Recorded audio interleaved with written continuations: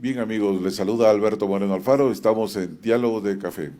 Y esta vez, como siempre, con Miguel Ángel Risco Esquén, con quien vamos a compartir análisis de lo que pasó en la semana. En la semana hemos tenido, pues, desde de la bancada de UPP una nueva vacancia para el presidente de la República, pasa por tener dos o tres colaboradores eficaces, ¿no?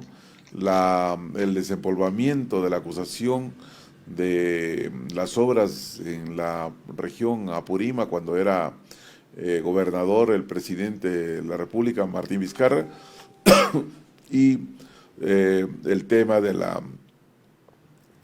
eh, de lo que está saltando este fin de semana. Hildebrand ya saca una foto y un titular bastante fuerte: mintió al país, ¿no? El presidente. Y estamos ya con Miguel Ángel Rico, a quien le damos la bienvenida. Muy buenas tardes, Miguel. Bienvenido a Diálogo de Café. Alberto, ¿cómo estás? Muy buenas tardes. Un gusto estar en contacto nuevamente con tu programa, Diálogo de Café. Y en efecto, esta semana ha sido muy rica en términos políticos y vamos a comentar en los siguientes minutos. Pero permíteme previamente enviar mi saludo especial a todos y cada una de las personas que tienen algún tipo de discapacidad. Hoy en el Perú, 16 de octubre, es el Día Nacional de las Personas con Discapacidad. Y en esa situación se encuentran aproximadamente 3,5 millones de personas, incluyendo personas con autismo, con síndrome de Down y con ceguera y otro tipo de limitaciones de carácter físico o también algunas limitaciones de carácter psicológico o mental. En realidad este es un día que no es para celebrar, pero sí es para recordar que también es una situación, la discapacidad en el Perú, que tiene que ser incluida dentro de todas y cada una de las políticas públicas y, por supuesto, ser habilitadas cada una de las actividades con los propios recursos públicos, así como también el sector privado tiene que asumir una responsabilidad respecto a las personas que requieren, por ejemplo, trabajar y que a veces se les cierran las puertas. Hoy es un día, como digo, es el Día Nacional de las Personas con Discapacidad y a todos también nuestro abrazo y nuestro compromiso de hacer todo lo que fuese necesario para que ellos tengan también las diversas oportunidades que merecen todas y cada una de las personas en nuestro país.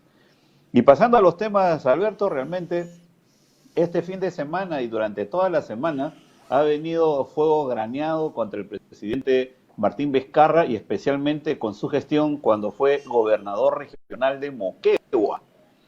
Ahora mismo acaba de instalarse en el Congreso de la República la comisión investigadora que va a ver los contratos entre el Ministerio de Transportes y Comunicaciones y las empresas constructoras del llamado Club de la Construcción, a la que pertenece esta empresa Obrainsa, que en consorcio con la empresa española Astaldi, se supone, de acuerdo a un testigo, que le dieron una coima de 1 millón de soles.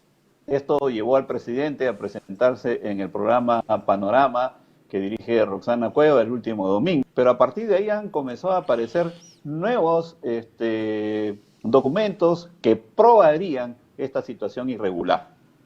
Y Hildebrand y sus 13, como tú lo has señalado, habla que efectivamente Martín Vizcarra mintió al Perú porque él se presenta, por supuesto, descartando una serie de acusaciones, pero que en realidad, en la práctica, lo que se ha hecho es justamente probar algunas evidencias que han sido presentadas por los mismos empresarios integrantes de Obrainsa.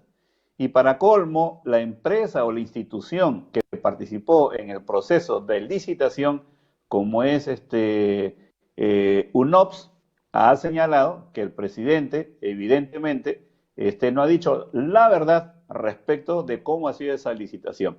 UNOPS señala que el presidente Vizcarra, en ese momento gobernador regional, prácticamente tuvo la absoluta responsabilidad de dirigir el proceso de licitación en donde ganó para hacer estas obras de Lomas de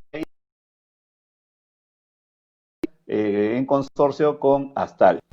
Y a su vez también ahora en la comisión Lava-Jato, que viene investigando también algunas obras en gobiernos regionales, como el caso del Cusco, con el Hospital Lorena, y en el caso de las obras, han pedido justamente a la fiscal de la Nación que le asignen también la investigación del caso Obrains. Es decir, graneado contra el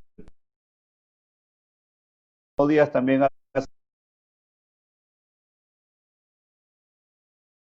lo que pretenden es seguramente postergar las elecciones y en el Congreso quedarse 2 años más o tal vez 5 años más, de acuerdo a la teoría presidencial. De modo que esta es una situación muy difícil para el presidente de la República y por supuesto también enrarece un escenario político muy especial que estamos viviendo, en donde los partidos todavía no han definido con claridad meridiana cuáles serán sus representantes, sus planchas presidenciales para la contienda electoral del 11 de abril del 2021. Así estamos, mi estimado Alberto, así que sigamos comentando sobre... Adicionalmente a esa descripción lógica y sobre la situación del presidente,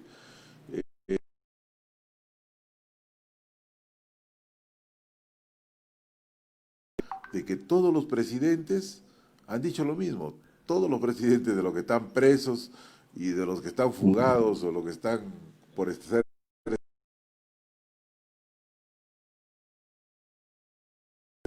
¿no? Y todos están en la cárcel o están con arresto domiciliario. Bien, y bajo esa premisa, el país se mueve por sí solo, ¿no te das cuenta que la economía...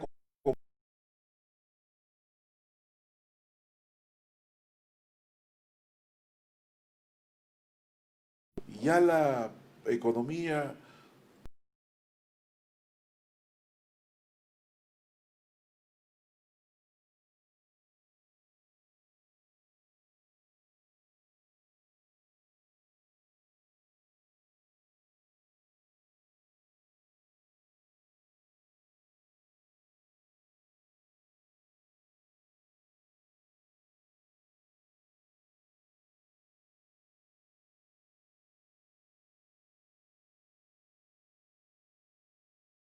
eso como que ya nos está eh, resbalando, como si todo el país se hubiera frotado con aceite. ¿Cuál es la Sí. mirada de esto? ¿Qué es lo que está pasando realmente? ¿Está perdiendo la institucionalidad del Estado? ¿La democracia se ha convertido solamente en una mirada aislada? ¿No? ¿Qué es lo que está pasándonos?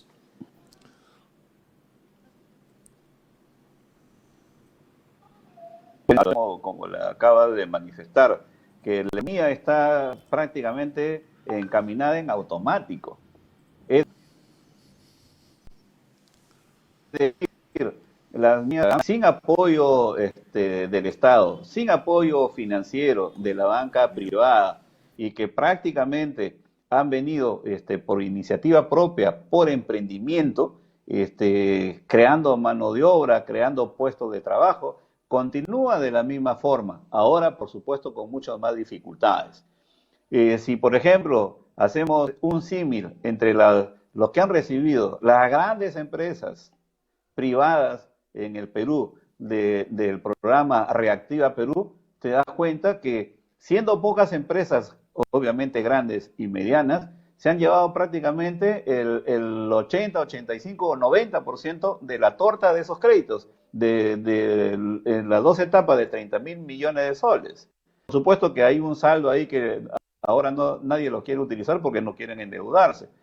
Y a pesar de que han sido varios miles de micro y pequeñas empresas, ese grupo, ese conjunto de micro y pequeñas empresas no representa pues ni los 8.000 millones de soles.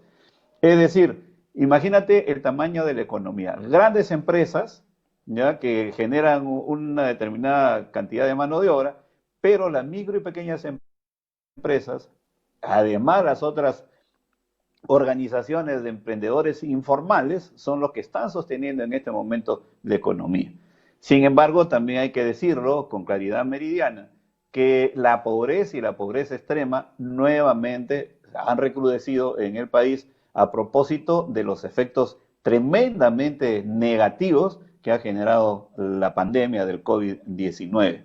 En consecuencia, Alberto, hay sectores también, por ejemplo, como el turismo y todo lo que significa restaurantes, por ejemplo, que obviamente están pasando una situación muy difícil. Y no se diga, por ejemplo, de los pequeños oficios como la carpintería, por ejemplo, la peluquería, que están en una situación extrema. Entonces, este es un tema sumamente interesante, sobre todo para destacar cómo el peruano de a pie se las ingenia para seguir adelante. Pero aquí vemos también que, por ejemplo, las políticas de Estado orientadas realmente para reactivar la economía, solamente, ¿qué ha pasado? Han sido orientados todos y cada uno de los fondos para un determinado grupo de grandes empresas que, como ya sabemos, por ejemplo, en el caso del medio de comunicación, ha servido para despedir a un buen grupo de profesionales de la prensa.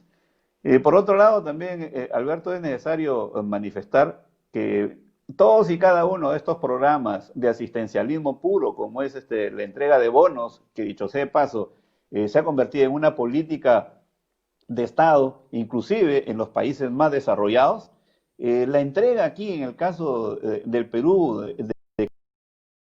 realmente es desesperante para mucha gente. Tener que ir a formar largas colas y luego estrellarse en la ventanilla de un banco porque no está su nombre.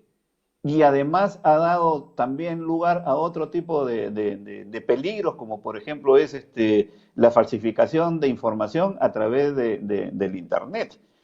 La verdad es que es un reto que el Estado hasta ahora no ha podido resolver y hay varios miles de familias, de personas que hasta ahora, correspondiéndole, no han recibido los bonos como ha sido anunciado. El último bono universal de 760.000 soles. Como dicen algunos, realmente debería ser un bono universal para todos.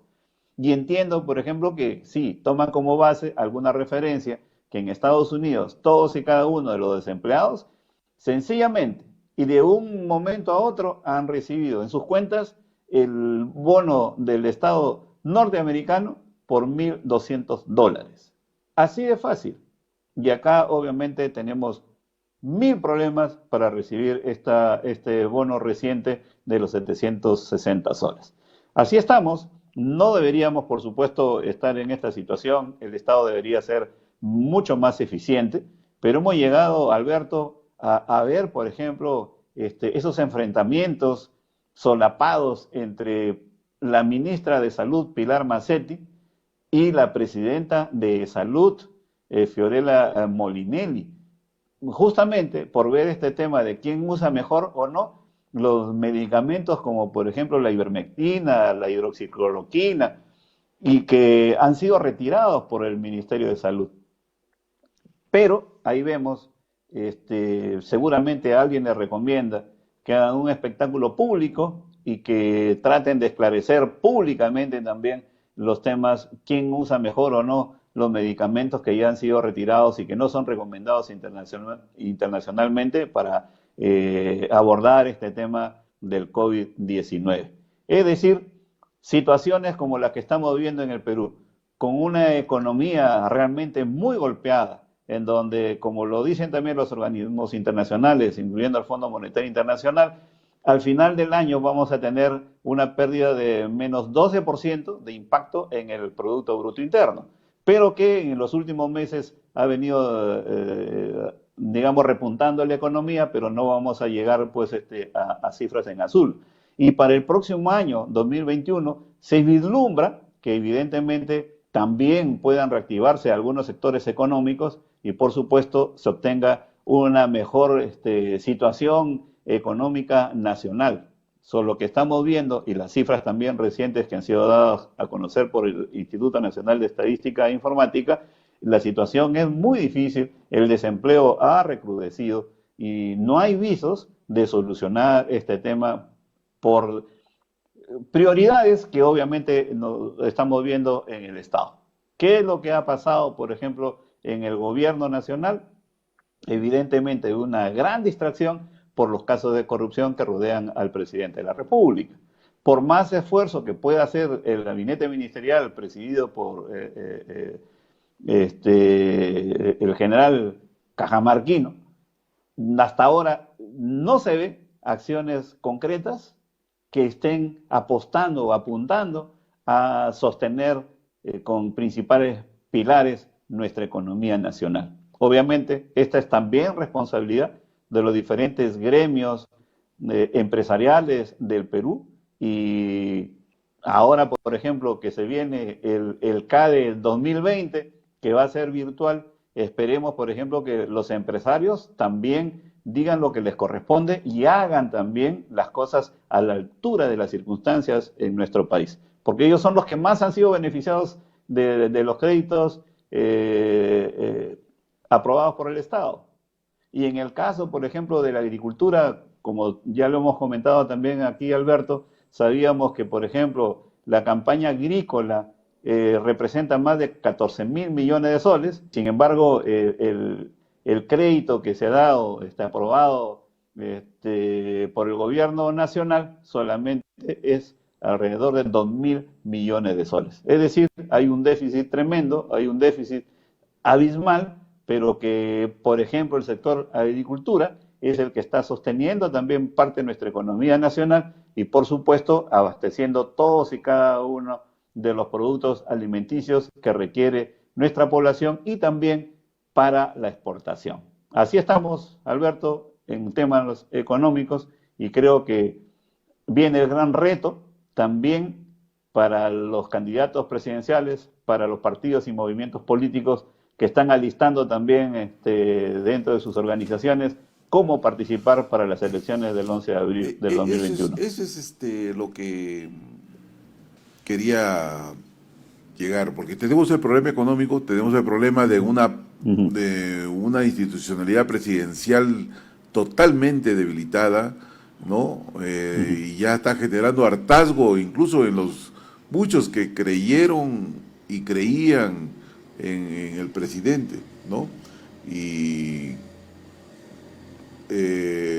apostaron por él millones de peruanos, ¿no? Millones de peruanos, pensando que era un presidente que realmente quería lo que el referéndum sancionó, decía, la lucha contra la corrupción.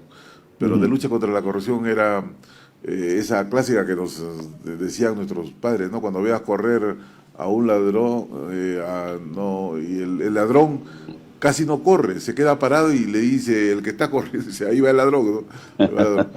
Entonces, ese es el tema. Ahora, estas elecciones, si nos referimos a los datos estadísticos que nos muestran Datum y Ipsos, ¿no? Encontramos casi similitudes en las encuestas, ¿no? Y obviamente vamos a encontrar un candidato presidencial como el exfutbolista George Forsyth, ¿no? El hijo del diplomático, embajador de Perú en Japón, tengo entendido, ¿no? Entonces, y el resto, ¿no? El resto de América, digamos así. Pero el tema es de que frente a todo esto solamente ha despegado Forsyth. El resto de candidatos, aparentemente, si nos limitamos a estas cifras, están en el punto de partida, están en el... ¿Podrá sostenerse Forsyth? ¿Forsyth caerá a niveles de como si volviera al punto de partida? ¿Es posible que aparezca candidatos outsider con posibilidades? ¿Dónde está el cordón umbilical del mensaje entre la población y el candidato? qué es lo que pide y quiere la población como solución a sus problemas. ¿Dónde está el engranaje entre lo que quiere la población y lo que puede ofertar el candidato? Ojo, que va a ser una campaña sui generis, porque no va a haber la posibilidad del regalito, de la cajita de fósforo, de la tacita, aunque no, porque está prohibido. Aunque esto no, pues porque todo valor de 10 soles para abajo puedes hacerlo, ¿no?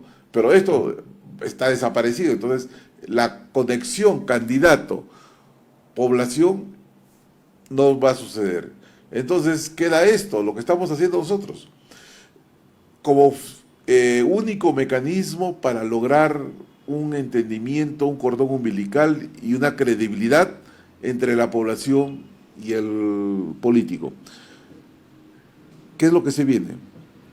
¿Qué es lo que se viene, Miguel? Mira, claro, hay un tema sumamente preocupante, Alberto, especialmente cómo va a ser el comportamiento de la población, así como también cómo va a ser el comportamiento de los medios de comunicación en general. Fíjate, existen más de 5.750 radioemisoras a nivel nacional y solamente el 12% están concentrados en Lima.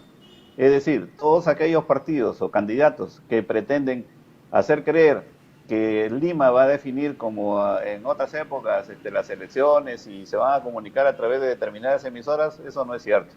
Lo mismo pasa con los canales de televisión de señal abierta y también de internet. Igual, la proporción es más o menos 12% respecto de la cantidad de canales de televisión en todo el país. Entonces, el otro tema es el uso de las redes sociales. Pero fíjate, también es importante recalcar que el tema del uso del Internet, de las redes sociales, especialmente para el tema de la educación, si no es un fracaso, de todas maneras revela tremendas carencias que tiene el país a nivel nacional. Acuérdate que todas y cada una de las empresas que proveen estos servicios de Internet no están a nivel nacional y tampoco, aun cuando están en algunas localidades, no tienen toda la señal como quisieran tener los usuarios. En consecuencia, este escenario electoral va a ser muy difícil. ¿Qué demanda en consecuencia la población?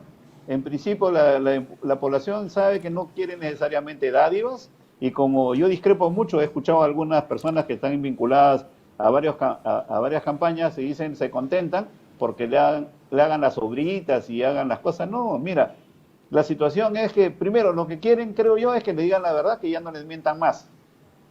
Todos y cada uno de los gobernantes han ofrecido el oro y el moro y ninguno, absolutamente ninguno, ha cumplido con su promesa electoral. Si alguien, por ejemplo, les puede haber recomendado o dicho ahora, por ejemplo, en el caso del norte, que vamos a construir el norte, y viene PPK y luego Vizcarra y les ofrecen la reconstrucción del norte, y nosotros que hemos viajado, que hemos seguido viajando en este tiempo, anda por Piura, anda por Tumbes, anda por Lambayeque, por algunas localidades de La Libertad, y te das cuenta que la reconstrucción no ha llegado, sino que finalmente también ha sido una estafa. También, ¿qué cosa quiere la población? Que sean coherentes con sus mensajes. Si tienen que hablar de lucha contra la corrupción, evidentemente lo que tienen que hacer todos y cada uno de los partidos, más allá que de repente sería recomendable que suscriban un pacto anticorrupción, pero lo lógico es que ninguno de los que están, por ejemplo, procesados por casos de corrupción, vuelvan a presentarse o vuelvan a postular. Y ya no solamente este tema que fue para la tribuna, que aquellos que han sido sentenciados en primera instancia, porque acuérdate que la corrupción comienza a revelarse conforme van pasando los años y los documentos pueden haber quedado, y eso le está pasando al presidente Martín Vizcarra ahora. Entonces, hay temas cruciales que tienen que afrontar en esta campaña. La otra cosa es también, por supuesto, que los mensajes tienen que ser de acuerdo a todas y cada una de las necesidades que tenemos en nuestro país. Por ejemplo, en el tema sanitario. En el tema sanitario se requiere mucha coherencia y además respaldo a los propios profesionales de la salud, y no que ocurra como, por ejemplo, en el caso de salud, que la presidenta de salud a Manu Militari, terminó sacando de su puesto a la directora de este Instituto de Investigación de Salud, en donde determinó que después de un ensayo con más de 5.000 casos, las medicinas, la hidroxicloroquina, la ivermectina y la citromicina no servían para la primera etapa de lo que significaba la presencia del COVID en el organismo humano. Es decir, si bien es cierto, quizás ha faltado confrontar a nivel internacional, las pruebas son contundentes y en consecuencia no tienen por qué silenciar a alguien que ha hecho un trabajo científico y que de todas maneras es una advertencia para el Perú. La mejor muestra de cómo es que hay que cambiar a la burocracia precisamente nos está demostrando la pandemia en este momento. Por otro lado, Alberto, creo que hay un tema fundamental. Los partidos políticos y especialmente los candidatos, ¿cómo es que tienen que conectarse con la población? Por ejemplo, hemos visto que Hernando de Soto viene hace muchísimos años o más hablando de la informalidad. Y la informalidad, a pesar de todos los textos, a pesar de todos los trabajos literarios que se han hecho sobre el tema, no han aterrizado en soluciones concretas. ¿Y por qué la gente siempre va a la informalidad? Porque tú pones una empresa, inmediatamente la registras y al día siguiente ya apareció la SUNAT. O en todo caso, cuesta mucho, por ejemplo, recibir la licencia de funcionamiento de parte de la municipalidad. Los trámites son todavía sumamente engorrosos. Entonces, definitivamente, la gente apuesta por la informalidad. Pero adicionalmente, ¿qué tenemos con Hernando de Soto? Por ejemplo, si quiere conectarse con la población, ¿dónde ha lanzado su campaña? O por lo menos su base ideológica y doctrinaria de sus ideas. Porque él representa a un partido que recién tengo entendido lo conoce, como es Avanza País, formado en Santiago de Chuco, ¿no? Entonces, ¿qué es lo que ha hecho? Lanzarse en una revista, Cosas, que es una revista que solamente circula, me imagino, en San Isidro, en La Molina, en algunos sectores miraflorinos, etcétera. Entonces, ¿cuál es el medio que ha escogido? Un medio que en realidad no va a llegar a la grande mayoría. ¿Ok? Entonces, creo que también el debate en general de los candidatos va a ser a través de programas, por ejemplo, como el que tú diriges, y además el acercamiento a través de la radio y la televisión de señal abierta a nivel nacional, pero que obviamente tiene que ser también regulado, ¿no? Porque acuérdate que solamente van a tener la posibilidad de participar con spots publicitarios, algunos, digamos, algunos microprogramas a través de lo que se llama la franja electoral que administra y establece la Oficina Nacional de Procesos Electorales.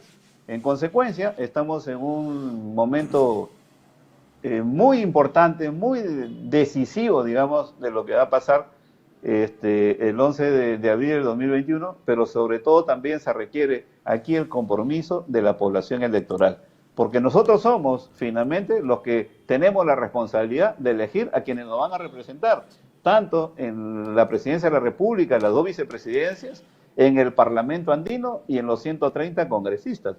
O sea, ahí tienen gran responsabilidad mayoritaria los jóvenes, las mujeres que ahora constituyen la mayoría en el Perú. Así es, lamentablemente la situación del país no está pues para ofertas, digamos, de campaña habituales como en otra época. Como tú dices, la población quiere la verdad, solo la verdad y nada más que la verdad. Esa es la única esperanza y posibilidad de avanzar a esto. Bien, creo que lo que se viene son semanas bastante decisivas en la política nacional, en el camino del país y en las decisiones de los candidatos.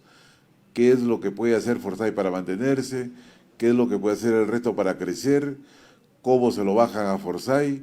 Y yo creo que el ataque que se han lanzado contra Forsyth, que es venezolano y que no dicen que es hijo de un peruano que estuvo embajador en Venezuela y nació su hijo por allá. Entonces, Y no trato de defenderlo, ¿ah? ¿No? Porque, sino que me estoy analizando el ataque, que el ataque no me parece como el adecuado. Me parece que puede salir el tiro por la culata para los que quieren intentar bajarlo y lo están endureciendo en cuanto a su crecimiento político. No creo que sea el mejor de los candidatos, pero es lo que tenemos en el Perú, ¿no? Y Claro. lamentablemente los otros candidatos están en el piso o en el punto de partida, están con el 1%, 2%, 3%. Pero, ¿por qué no despegan? Porque lo que tú dices es clave, ¿no? La gente ha entrado en una percepción de duda, olfateando al candidato y como si fuera un, cazador, primero huele a su presa, ¿no? Antes de dejarlo entrar a su territorio. Entonces, eso es lo que está pasando y Claro. eso está generando obviamente muchos problemas para la estabilización de las estrategias de campaña. Bueno, Miguel, yo sé que tienes varios Claro. compromisos, pero Sí. para cerrar este tema, ¿cuál es tu apreciación en cuanto a las estrategias específicas para desde este punto de partida y en los Mm. próximos 5 meses y medio que quedan?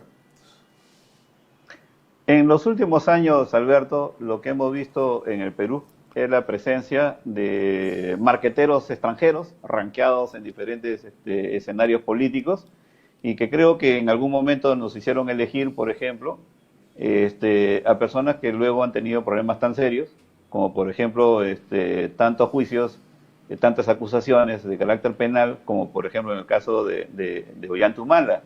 Lo mismo, por ejemplo, las encuestas y también los marqueteros inclinaron el voto a favor de Pedro Pablo Kuczynski y sabemos en qué situación se encuentra.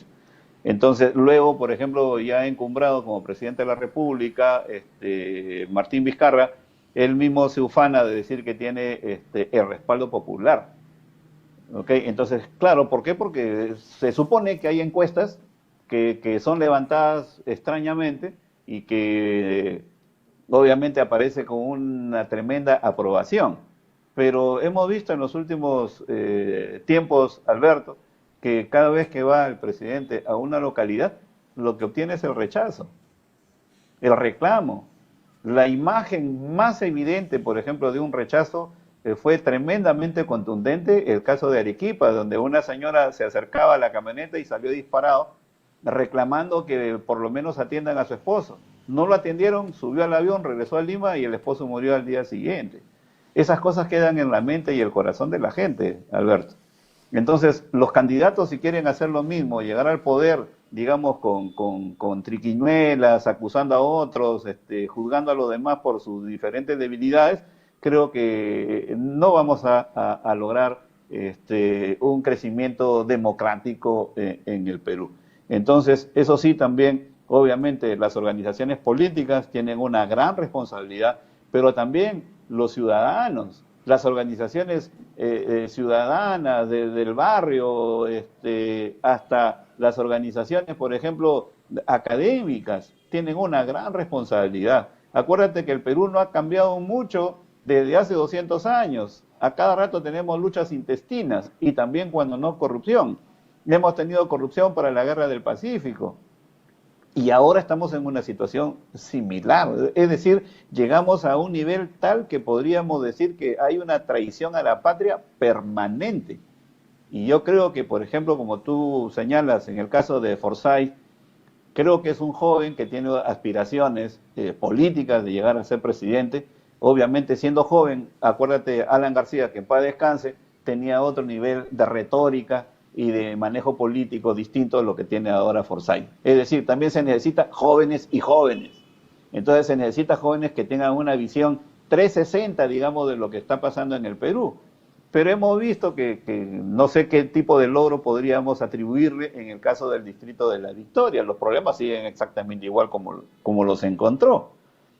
Además, sí, claro, ahí veo que, por ejemplo, está siendo rodeado por un grupo de personas que conocen el tema político. Está el publicista Abel Aguilar, y supongo yo que quieren hacer algo así como que meterse entre los palos, como ocurrió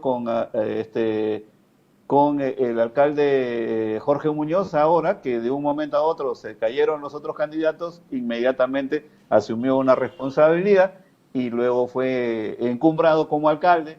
Y por arrastre, también muchos alcaldes de Lima Metropolitana llegaron a ese puesto sin saber leer ni escribir, y ahora son alcaldes, y me imagino que lo están haciendo bien.